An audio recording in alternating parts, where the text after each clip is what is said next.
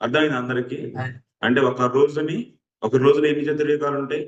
1000. దానికి ఎంతమందికి పంచాలి? 14 మనువులకి. ఒక మనువుకి ఎంత వస్తాయి అప్పుడు? 72. ఇప్పుడు ఎన్నో మన్వంతరం జరుగుతుంది? 7వ మన్వంతరం. 7వ మన్వంతరం ఇప్పుడు ఎన్నో సైకిల్లో ఉన్నాం మనం? 71 ఉంటాయి కదా. 71 ఎన్నోది? 28వ. 28 చతుర్యుగం.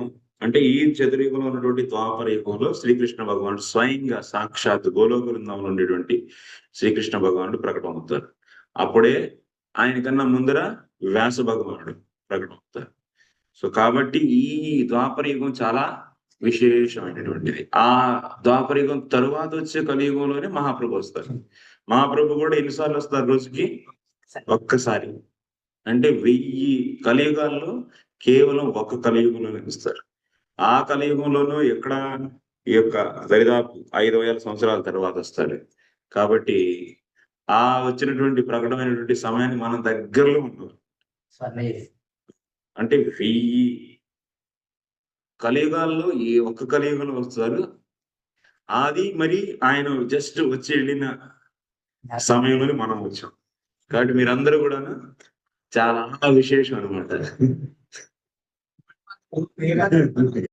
తృతీయే యుగ పర్యయే అంటే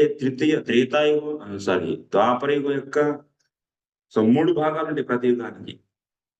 సో 2 సంధ్యలు ఉంటాయి. మన రోజుకు 2 సంధ్యలు ఉంటాయా లేదా? ఉదయం, సాయంత్రం.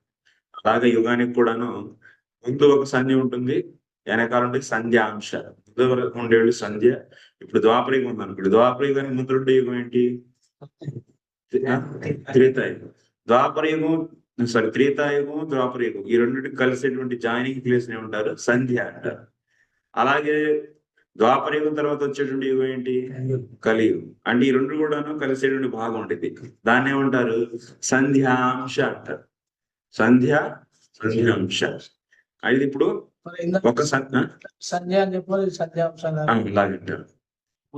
ముందుండేది సంధ్య,